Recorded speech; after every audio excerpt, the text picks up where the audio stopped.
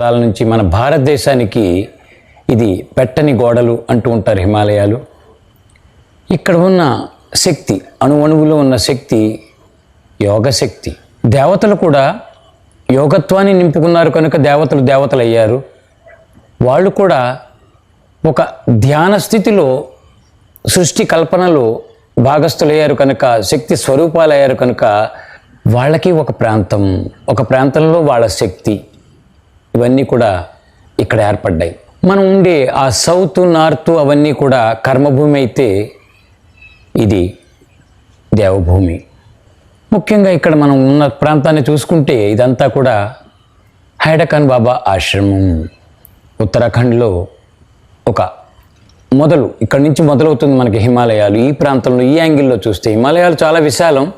ఈ ప్రాంతాన్ని నుంచి చూస్తే ఢిల్లీ నుంచి వచ్చిన తర్వాత అటు వెళితే హరిద్వార్, ఉత్తరాఖండ్లో మొదటి భాగం గఢ్వాల్, రెండవ భాగం ఇది కుమాము ఏరియా అంటాం. ఈ కుమాము ప్రాంతంలో